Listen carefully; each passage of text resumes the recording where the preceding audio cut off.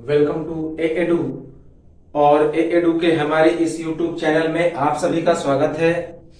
देखिए, हम लोग मध्यकालीन भारत के इतिहास को पढ़ रहे थे और मध्यकालीन भारत के इतिहास में हम लोग पूर्व मध्यकाल अर्थात राजपूत काल या फिर सामंतवादी काल के बारे में पढ़ रहे थे। और पिछले वीडियो में हम लोग मध्यकालीन भारत के इतिहास में राजपूतों का थोड़ा सा परिचय देखा, जो कि 750 ईस्वी से 1206 ईस्वी तक होता है। और ये 8वीं शताब्दी से 12वीं शताब्दी तक ये जो राजपूत शासन होते हैं भारत में, वे अलग अलग राज्यों में एक स्वतंत्र शासन बनाकर रहते हैं। उनमें एकता का अभाव था। तो पिछले वीडियो में हम लोगों ने देखा कि कौन कौन से शासक की राजधानी कौन थी, उनका संस्थापक कौन था। हालांकि 36 राजपूत शासक हुए थे, जिसमें कुछ महत्वपूर्ण है और सभी को हमने चित्र के माध्यम से भी देखा था कि कहां किस किस क्षेत्र में कौन कौन से राजपूत वंश का स्थापना हुआ।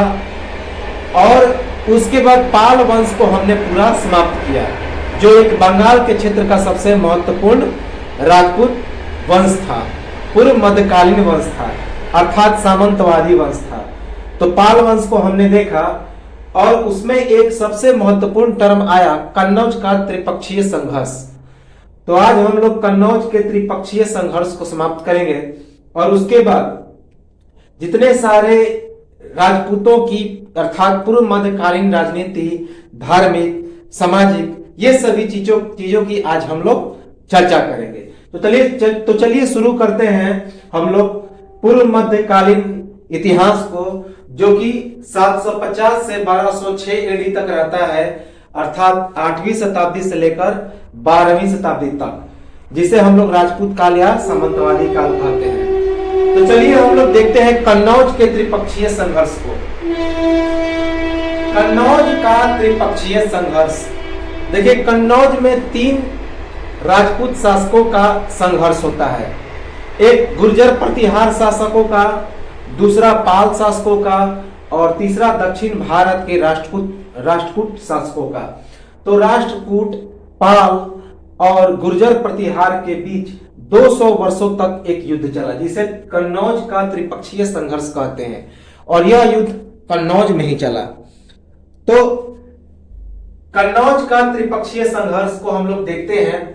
यह पूरा डिटेल में है, मेंस राइटिंग में भी ये आसान है। पूरा मेंस राइटिंग के लिए भी हमने बता दिया है, इससे ज्यादा मेंस राइटिंग नहीं लिखा जाएगा। याद रखेंगे कि हर्षवर्धन के शासन काल से कन्नौज पर नियंत्रण उत्तरी भारत पर प्रभुत्व का प्रतीक माना जाता। तो याद रखेंगे कि हर्षवर्धन के शासन काल से ही कन्नौज पर नियंत्रण का मतलब था कि उत्तरी भारत पर प्रभुत्व। तो कन्नौज पर नियंत्रण का मतलब था उत्तरी भारत पर प्रभुत्व का प्रतीक। तो हर्षवर्धन के शासन काल से ही कन्नौज पर नियंत्रण उत्तरी भारत पर प्रभुत्व का प्रतीक माना जाता है। याद रखेंगे कि यदि कोई कन्नौज पर नियंत्रण कर लिया तो वह पूरा उत्तरी भारत पर नियंत्रण कर लिया।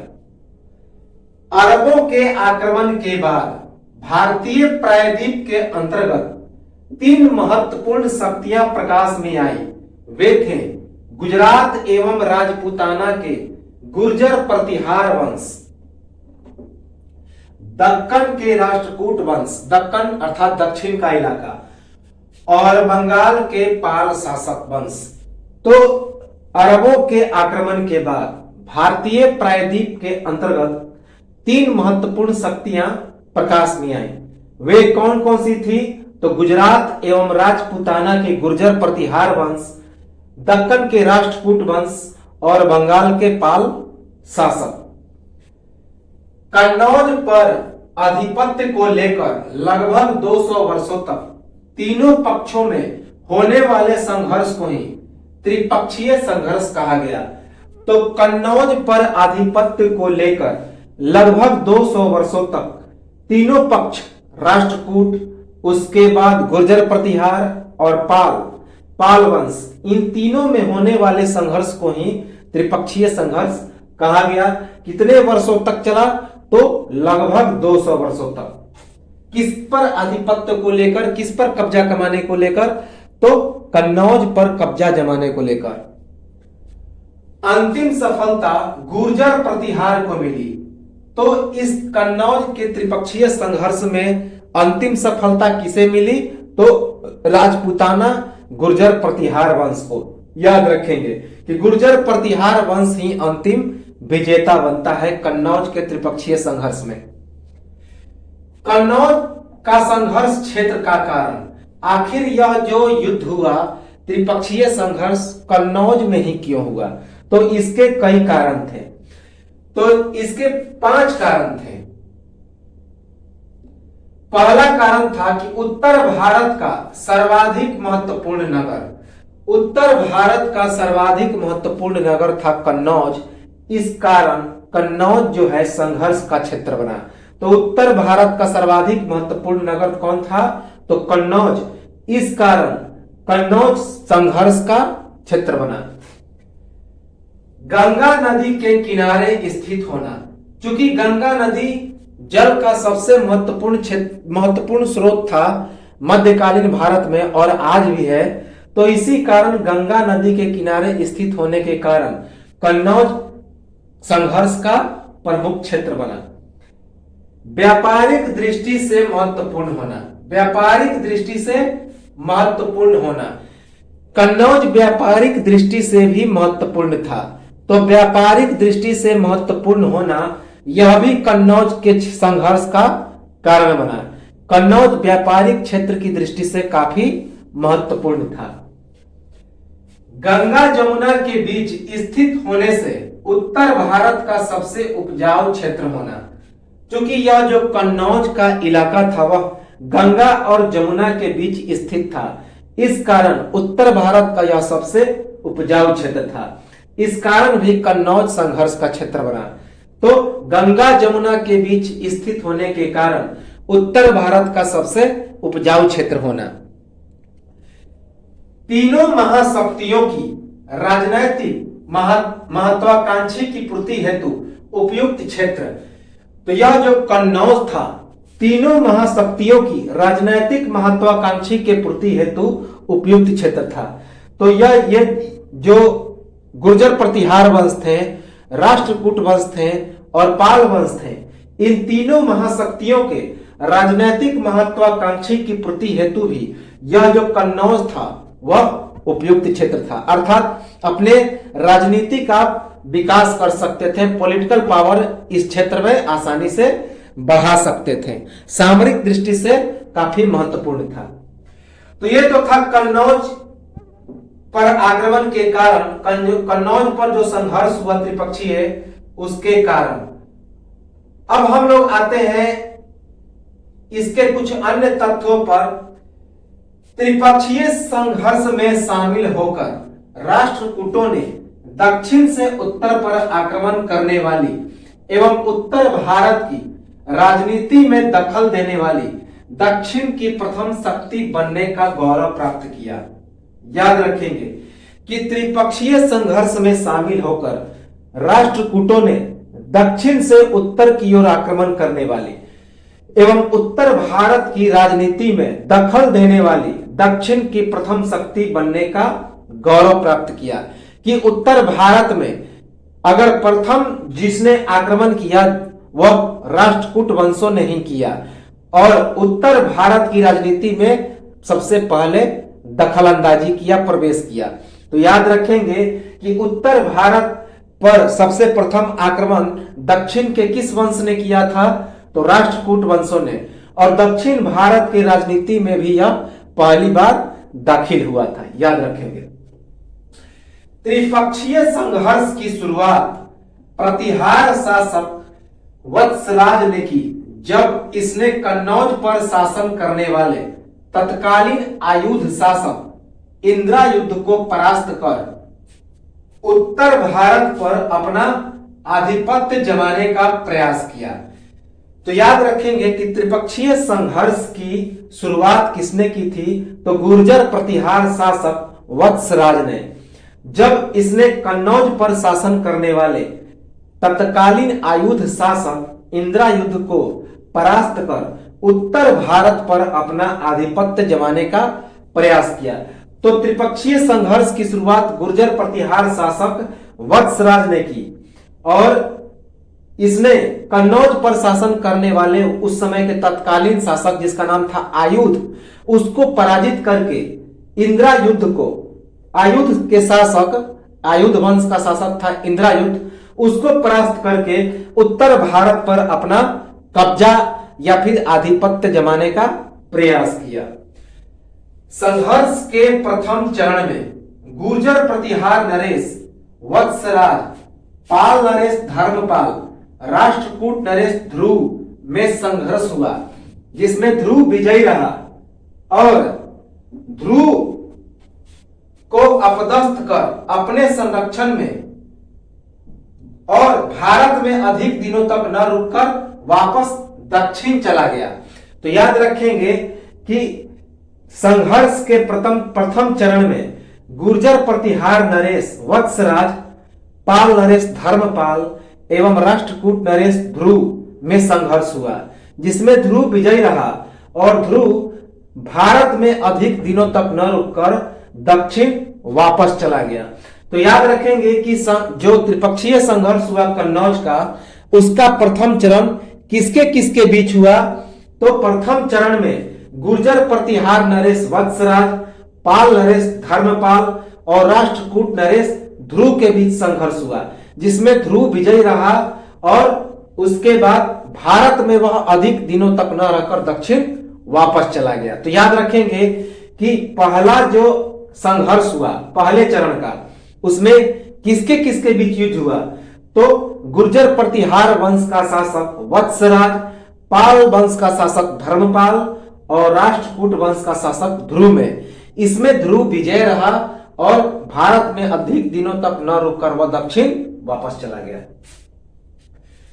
राष्ट्रकूट नरेश से हारने के बाद कुछ समय तक प्रतिहार शासक हतोत्साहित रहे और इसी का फायदा उठाकर पाल नरेश धर्मपाल ने कन्नौज पर आक्रमण कर इंद्रायुध को अपदस्थ कर अपने संरक्षण में चक्रायुध को कन्नौज की राजगद्दी पर बैठाया और इसके बाद उसने उत्तरापथ स्वामिन की उपाधि धारण कर ली थी।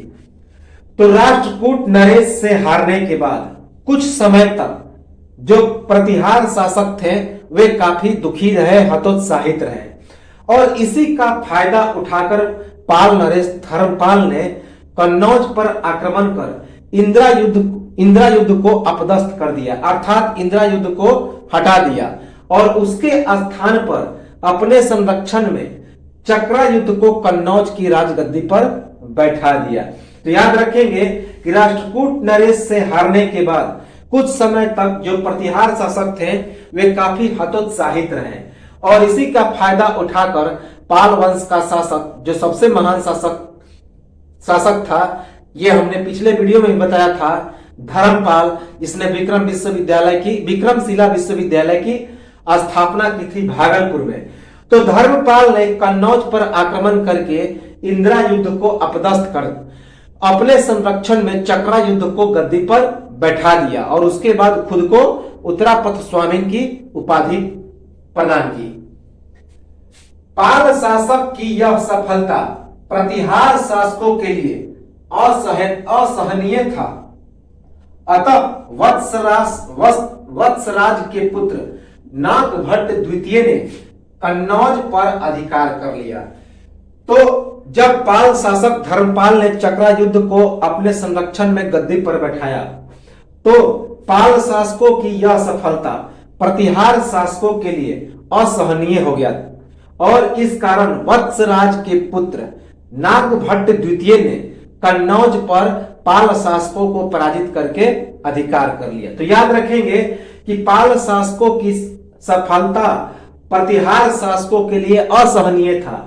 अतः वत्सराज के पुत्र नागभट्ट द्वितीय ने कन्नौज पर अधिकार कर लिया पाल शासकों को पराजित करके। धर्मपाल को परास्त करने के कुछ दिन बाद ही नागभट्ट द्वितीय को राष्ट्रकूट शासक गोविंद तृतीय से परास्त होना पड़ा और इस विजय से गुर्जर प्रतिहार की शक्ति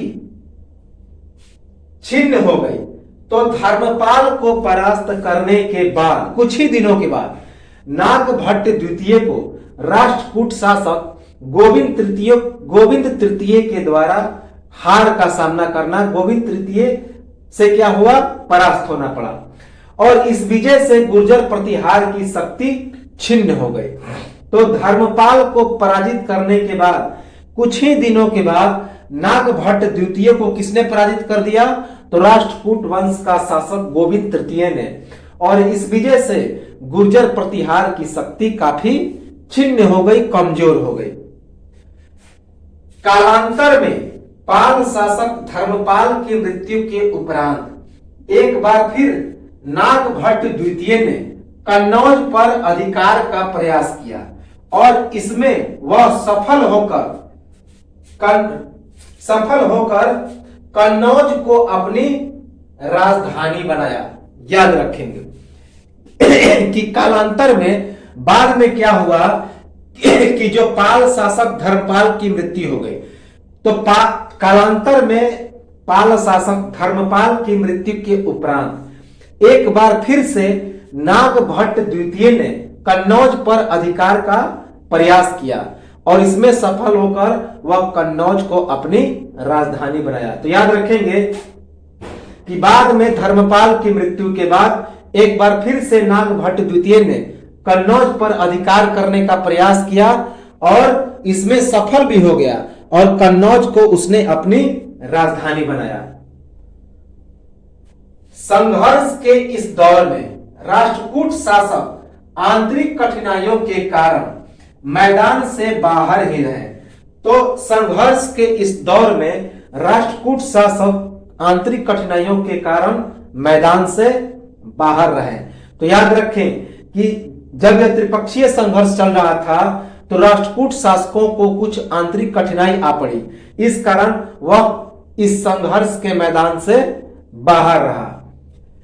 राष्ट्रकूट नरेश अमोधवर्ष अपने पिता के समान पराक्रमी नहीं था, अतः राष्ट्रकूटों की भूमिका इस संघर्ष में समाप्त हो गई और कन्नौज अब पूर्ण रूप से गुर्जर प्रतिहार शासकों के अधिकार में आ गया। सामान्य संघर्ष 9वीं शताब्दी तक चलता रहा। तो राष्ट्रकूट नरेश अमोधवर्ष अपने पिता के समान अर्थात नागभट्ट द्वितीय के समान पराक्रमी नहीं था, अतः राष्ट्रकूटों की भूमिका इस संघर्ष में यहीं पर समाप्त हो गई और कन्नौज अब पूर्ण रूप से गुर्जर प्रतिहार शासकों के अधिकार में आ गया। और लेकिन सामान्य संघर्ष जो है 9वीं शताब्दी तक चलता रहा। तो राष्ट्रकूट नरेश अमोधवर्ष अपने पिता के समान पराक्रमी नहीं था, इस कारण राष्ट्रकूटों की भूमिका इस संघर्ष में समाप्त हो गई और कन्नौज पूर्ण रूप से किसके अधीन हो गया, तो गुर्जर प्रतिहार शासकों के अधीन हो गया। और हालांकि यह जो संघर्ष था त्रिपक्षीय संघर्ष 9वीं शताब्दी तक चलता रहा। तो यह था कन्नौज का त्रिपक्षीय संघर्ष, पूरा डिटेल में हमने बताया। तो ये मेंस राइटिंग में पूरा लिखा जा सकता है, पूरा हमने पूरा डिटेल में बताया है, इससे ज्यादा कुछ नहीं है। अब हम लोग आते हैं राजपूतों के बारे में, उसके राजनीति के बारे में, उसके प्रकृति के बारे में, धर्म के बारे में और समाज को देखेंगे। तो चलिए हम लोग देखते हैं सबसे पहले राजपूतों की प्रकृति अर्थात स्वभाव, कैसे स्वभाव के थे राजपूत। हालांकि इतिहास यह बताता है कि राजपूत शुरू से ही लड़ाकू प्रवृत्ति के थे, क्षत्रिय होते थे। तो महान योद्धा एवं स्वभाव से उदार, तो जो राजपूतों की प्रकृति होती थी वे महान योद्धा होते थे और उनका स्वभाव कैसा होता था, तो उदार होता था। हालांकि लड़ने और मारने पर हमेशा उतारू रहते थे। तो महान योद्धा एवं स्वभाव से उदार, महिलाओं एवं निर्बलों की सुरक्षा में विश्वास। जो राजपूत वंश के शासक थे वे महिलाओं एवं निर्बलों की सुरक्षा में विश्वास करते थे, अर्थात महिलाओं एवं जो निर्बल होते थे उनकी सुरक्षा ये करते थे। तो ये था राजपूतों की प्रकृति। क्या थी प्रकृति? ये महान योद्धा होते थे, स्वभाव से उदार होते थे, महिलाओं एवं निर्बलों की सुरक्षा में विश्वास रखते थे। अब पूर्व मध्यकालीन राजनीति या राजपूतों की राजनीति के बारे में हम लोग देखें तो राजपूतों में नए गुणों का अभाव था। पुराने गुणों के ढर्रे पर ही वे चल रहे थे, अर्थात उनमें नवीनीकरण नहीं आया था। तो राजपूतों में नए गुणों का अभाव था। याद रखेंगे, प्रत्येक साम्राज्य जागीरदारों के अधीन जागीर में विभाजित। तो राजपूत वंशों का जो प्रत्येक साम्राज्य था वह जागीरदारों के अधीन जागीर में विभाजित था। जागीर अर्थात भूमि का कोई अंश होता था जो किसी व्यक्ति को दे दिया जाता था और उसके वह जागीरदार कहलाते थे। तो राजपूतों में नए गुणों का अभाव था और प्रत्येक साम्राज्य जागीरदारों के अधीन जागीर में विभाजित थे। तो यह था हमारा और राजपूतों के बारे में। तो हम लोग इसको कंटिन्यू करेंगे। एक स्क्रीनशॉट ले लें और कुछ समय के बाद हम लोग मिलेंगे इसके राजपूतों के धर्म, समाज और उसके बाद इसी राजनीति को और हम लोग आगे बढ़ाएंगे। तो एक स्क्रीनशॉट ले लें और मिलते हैं हम लोग कुछ समय के बाद।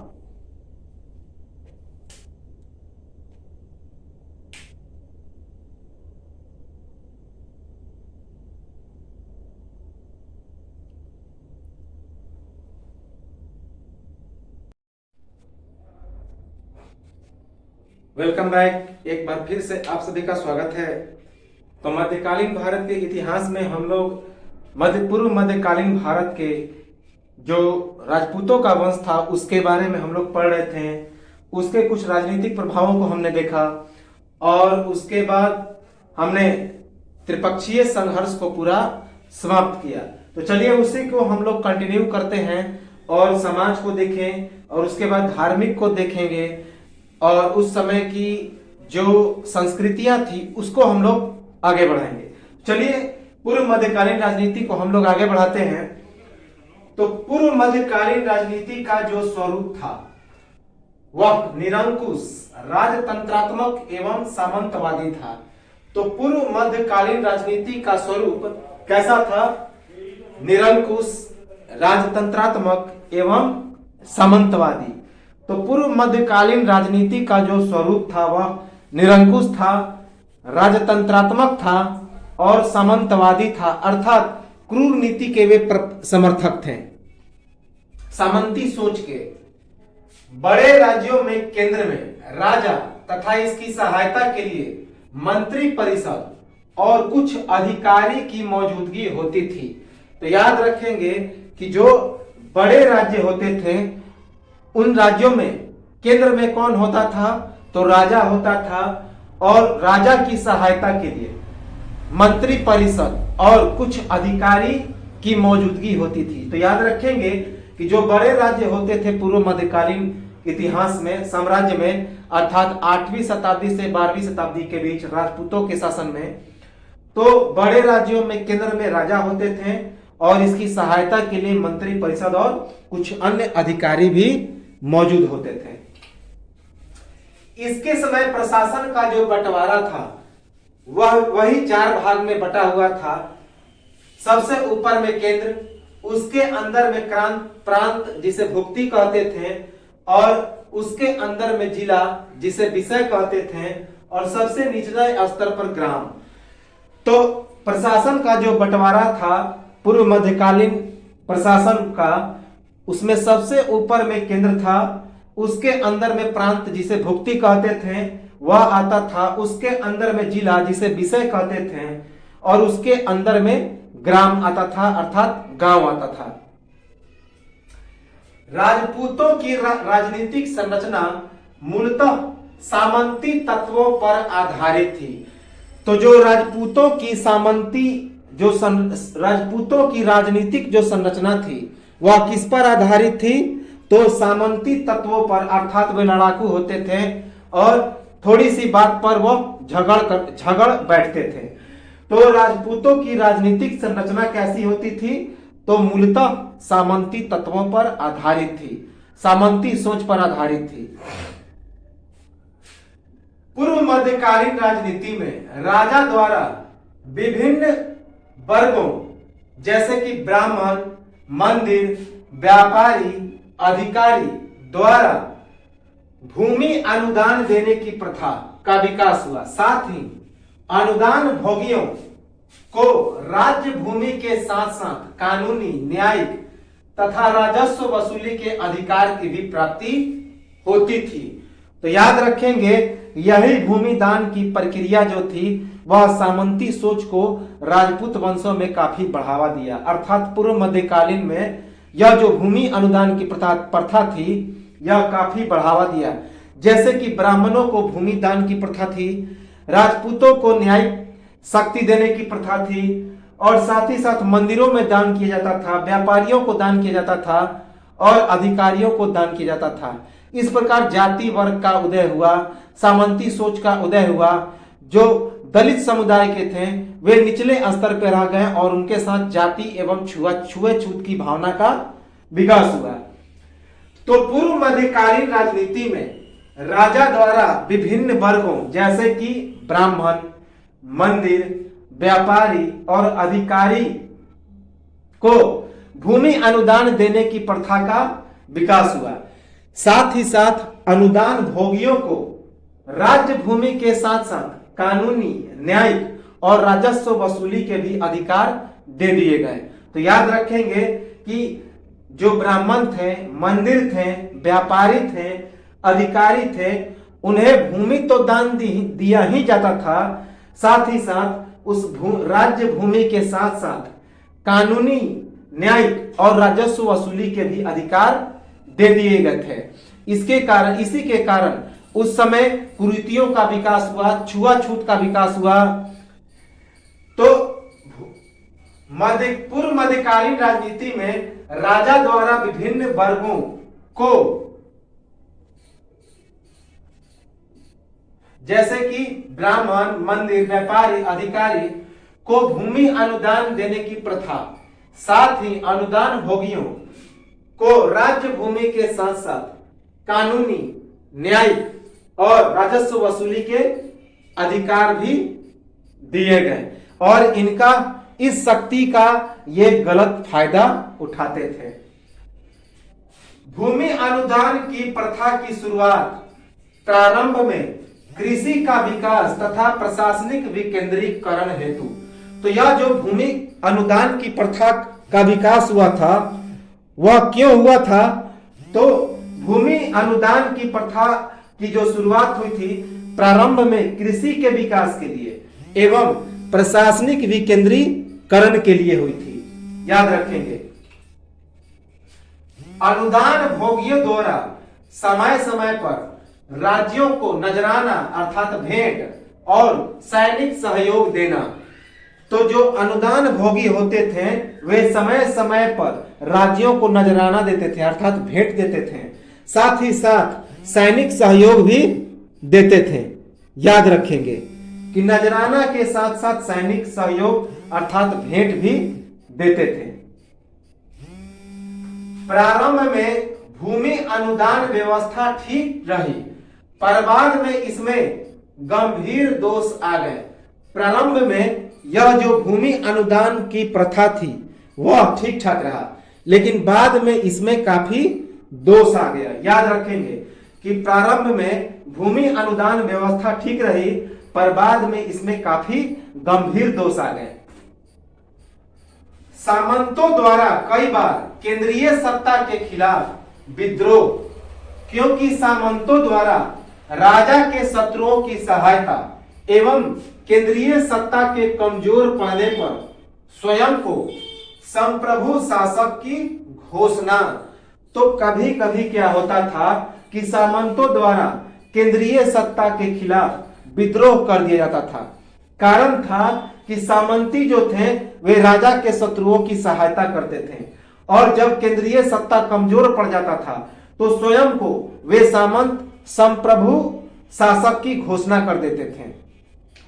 तो सामंतों द्वारा कई बार केंद्रीय सत्ता के खिलाफ विद्रोह किया जाता था, क्योंकि सामंतों द्वारा राजा के शत्रुओं की सहायता की जाती थी, और केंद्रीय सत्ता के कमजोर पड़ने पर स्वयं को वे जो सामंत होते थे संप्रभु शासक की घोषणा कर देते थे। याद रखेंगे, इस सामंतवादी प्रवृत्ति के कारण ही इस काल में बड़ी राजनीतिक शक्ति का कम उभार हुआ और एक राजनीतिक सत्ता का अभाव रहा। तो याद रखेंगे कि इस सामंती प्रवृत्ति के कारण ही यह जो पूर्व मध्यकाल था, जो राजपूत शासन था, राजपूत वंश था, इस समय बड़ी राजनीतिक शक्ति का कम विकास हुआ, कम उभार हुआ, और एक राजनीतिक सत्ता का हमेशा अभाव रहा। इसी कारण विदेशी आक्रमण हुए और इनको विनाश कर दिए। तो याद रखेंगे कि इसी सामंती प्रवृत्ति के कारण ही इस राजपूत काल में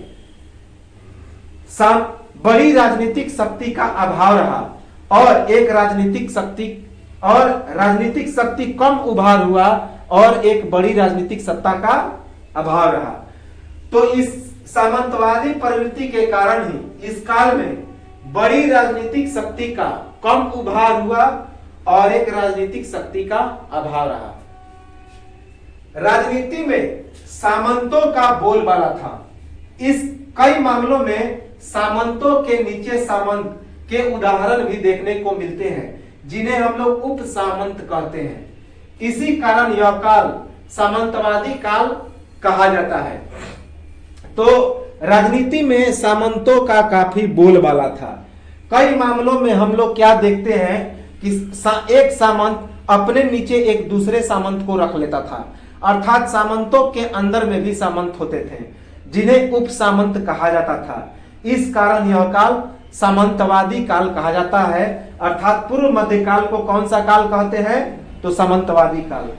कि राजनीति में सामंतों का बोलबाला, कई मामलों में सामंतों के नीचे सामंत अर्थात उप सामंत के उदाहरण, इसी कारण यह काल क्या कहलाता था? तो सामंतवादी काल कहलाता था। कि राजनीति में सामंतों का बोलबाला था, और कई मामलों में हम लोग देखते हैं कि सामंतों के नीचे भी सामंत हुआ करते थे, जिन्हें उप सामंत कहते थे, और इसी कारण इस काल को सामंतवादी काल कहा जाता है। अब हम लोग कुछ अंतर देखें कि सामंतवाद के उदय के कारण और सामंतवाद के क्या परिणाम हुए। तो सामंतवाद के उदय के कारण और सामंतवादी व्यवस्था का क्या परिणाम रहा?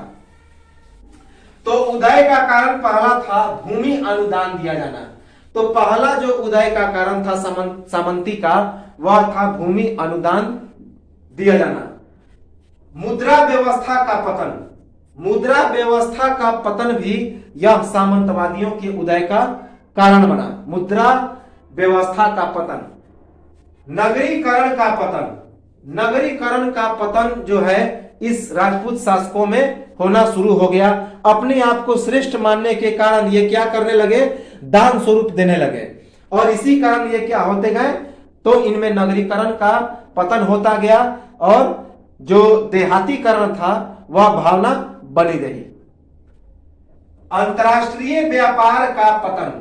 तो जो राजपूत वंश थे उस समय अंतरराष्ट्रीय व्यापार का भी पतन हो गया था, जो कि प्राचीन भारत से चली आ रही थी।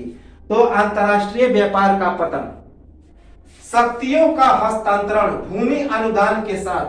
चूंकि जब भूमि अनुदान दिया जाता था तो उस समय शक्तियों का भी हस्तांतरण किया जाता था, जैसे कि न्यायिक शक्ति, कानूनी शक्ति और राजस्व वसूल करने का अधिकार यह ब्राह्मणों को दे दिया जाता था, अधिकारियों को दे दिया जाता था, व्यापारियों को दे दिया जाता था। तो इसी कारण शक्तियों का हस्तांतरण भूमि अनुदान के साथ यह भी सामंतवाद के उदय का कारण बना। सामंतवाद के क्या परिणाम हुए? जजमानी प्रथा अर्थात गांवों में सामंतों के आगे पीछे परस्पर ग्रामीण समुदाय जो घूमते थे उसे जजमानी प्रथा कहते थे, तो उसका उदय हुआ। तो जजमानी प्रथा का उदय हुआ।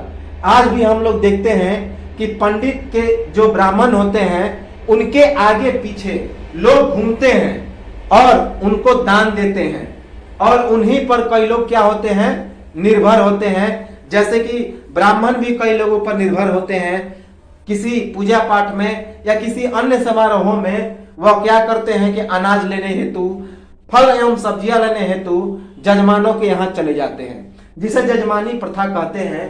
तो यह सामंतवादी काल में ही इस प्रथा का विकास हुआ, जिसमें गांवों में सामंतों के आगे पीछे परस्पर निर्भर ग्रामीण समुदाय। तो जजमानी प्रथा का विकास, गांवों में सामंतों के आगे पीछे जो ग्रामीण समुदाय होते थे वे परस्पर निर्भर होते थे।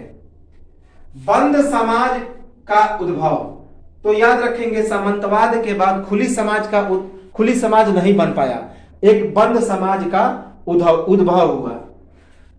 स्थानीय की प्रवृत्ति पर बल, स्थानीय की प्रवृत्ति पर बल, तो ये जो पूर्व मध्यकालीन समाज था इसमें स्थानीय की प्रवृत्ति पर बल दिया गया, अर्थात लोकल समुदाय पर ज्यादा बल दिया गया।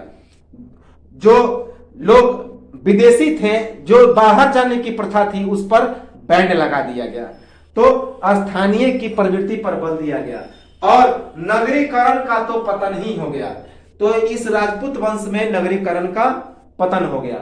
यह सामंतवाद का परिणाम था। तो अब ये तो था पूर्व मध्यकालीन राजनीति। अब हम लोग आते हैं पूर्व मध्यकालीन समाज की ओर। तो पूर्व मध्यकालीन समाज, पूर्व मध्यकालीन समाज की स्थिति में और गिरावट आई, जातियों की संख्या में काफी वृद्धि हुई। तो पूर्व मध्यकालीन समाज की स्थिति में और गिरावट आई, जातियों की संख्या में काफी वृद्धि हुई। तो याद रखेंगे कि पूर्व मध्यकालीन समाज की स्थिति में काफी गिरावट आई और जातियों की संख्या में काफी वृद्धि हुई। कलहन के द्वारा रचित पुस्तक राजतरंगिणी में ब्राह्मणों तथा राजपूतों में 36, वैश्यों में 64, शूद्रों में 100 से अधिक जातियां पूर्व मध्यकाल में, जिनमें छुआछूत, खान पान और ऊंच नीच की विषमताएं व्याप्त थी। तो याद रखेंगे कि कलहन ने एक पुस्तक लिखी थी, उसका नाम था राजतरंगिणी। तो उस राजतरंगिणी में क्या लिखा गया था कि ब्राह्मणों एवं राजपूतों में 36 जातियों का विकास हुआ था, वैश्यों में 64 जातियों का और शूद्रों में 100 से अधिक जातियां विकसित हुई थी। और यह किस समय की बात है? तो पूर्व मध्यकाल में, जिसमें छुआछूत, खान पान और ऊंच नीच की विषमताएं व्याप्त हो गई थी। याद रखेंगे कि जातियां कितनी भागों में बटी हुई थी? तो ब्राह्मण, क्षत्रिय, शूद्र, वैश्य और शूद्र। शूद्रों को कहा गया था कि पैर की तली में से उनका जन्म हुआ, और वैश्यों को कहा गया था कि जांघ में से जन्म हुआ, और क्षत्रियों को कहा गया था कि वे भुजाओं से आए थे, और ब्राह्मणों को मस्तक से।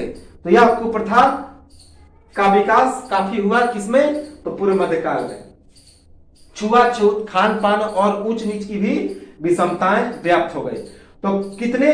ब्राह्मणों एवं राजपूतों में 36, वैश्यों में 64 और शूद्रों में 100 से अधिक जातियों का वर्णन किसने किया? तो कलहन ने अपनी पुस्तक राजतरंगिणी में। यह पूर्व मध्य काल की बात है। अल-बरूनी द्वारा पूर्व मध्यकाल में 8 प्रकार के अत्यजयों अर्थात अछूतों की चर्चा की गई है। अल-बरूनी के अनुसार सामाजिक दृष्टि से वैश्यों तथा शूद्रों में कोई अंतर नहीं था। तो अल-बरूनी जो कि एक अरबी यात्री था और उसने एक पुस्तक लिखा था किताबुल हिंद। तो अल-बरूनी ने क्या कहा था कि पूर्व मध्यकाल में 8 प्रकार के अत्यज्यों थे। अत्यज्यों का मतलब होता है अछूत, और उसने 8 प्रकार के अत्यज्यों अर्थात अछूतों की चर्चा की है।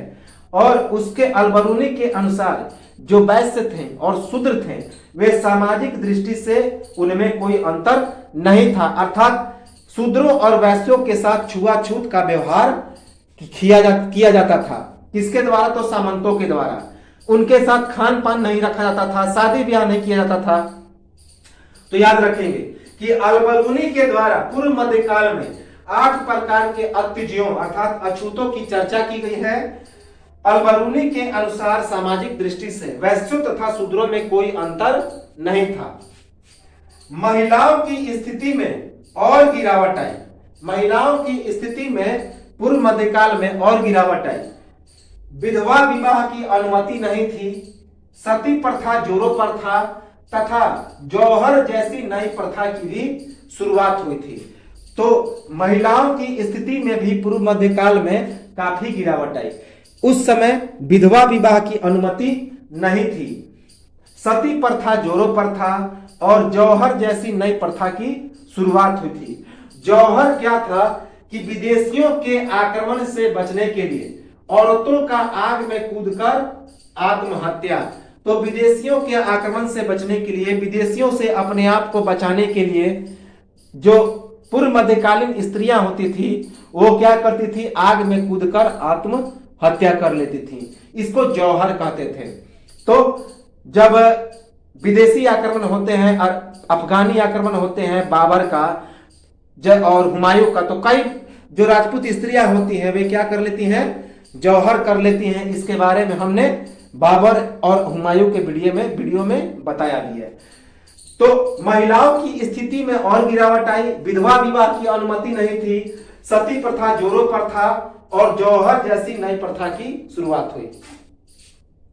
ब्राह्मण और ब्राह्मण का विवाह, तो संतान कैसा हुआ? ब्राह्मण। वैश्य और वैश्य का विवाह, तो संतान वैश्य। क्षत्रिय और क्षत्रिय का विवाह, तो संतान कैसा? क्षत्रिय। शूद्र और शूद्र का विवाह, तो संतान शूद्र। जबकि ब्राह्मण का क्षत्रिय से विवाह, तो संतान ब्रह्म क्षत्रिय कहलाता था। शूद्र महिला और ब्राह्मण पुरुष का विवाह होता था तो संतान चांडाल कहलाता था। शूद्रों तथा वैश्यों का विवाह, तो संतान क्या कहलाएगा? शूद्र। जबकि ब्राह्मण का क्षत्रिय से विवाह, तो संतान ब्रह्म क्षत्रिय। तो यह था उस समय की शादी विवाह का मामला कि जब ब्राह्मण स्त्री और ब्राह्मण पुरुष का विवाह होता था तो उसके जो संतान होते थे ब्राह्मण कहलाते थे। वैश्य और वैश्य के विवाह के बाद जो संतान होते थे उनके संतान वैश्य कहलाते थे। और उसके बाद क्षत्रिय और क्षत्रिय का विवाह जब होता था तो उसके संतान क्षत्रिय कहलाते थे। जबकि शूद्र और शूद्र का विवाह होता था तो उसके संतान शूद्र कहलाते थे। लेकिन जब ब्राह्मण का क्षत्रिय से विवाह होता था तो उसके संतान ब्रह्म क्षत्रिय कहलाते थे। याद रखेंगे, तो ब्राह्मणों का क्षत्रिय के साथ विवाह हो सकता था, लेकिन ब्राह्मणों का शूद्रों के साथ, क्षत्रिय का शूद्रों के साथ और वैश्यों के साथ विवाह नहीं होता था। शूद्र महिला और ब्राह्मण पुरुष का जब विवाह होता था तो उसके संतान को चांडाल कहा जाता था।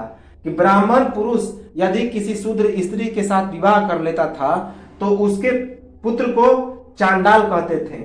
शूद्रों तथा वैश्यों का विवाह राजपूतों तथा ब्राह्मण से नहीं होता था। याद रखेंगे कि जो शूद्र होते थे, जो ब्राह्मण होते थे, वे अपने आप को उच्च मानते थे।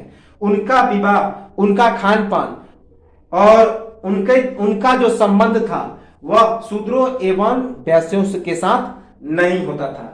तो याद रखेंगे कि ब्राह्मण और ब्राह्मण का पुत्र ब्राह्मण, क्षत्रिय और क्षत्रिय का पुत्र क्षत्रिय, वैश्य और वैश्य का पुत्र वैश्य, शूद्र और शूद्र का पुत्र शूद्र।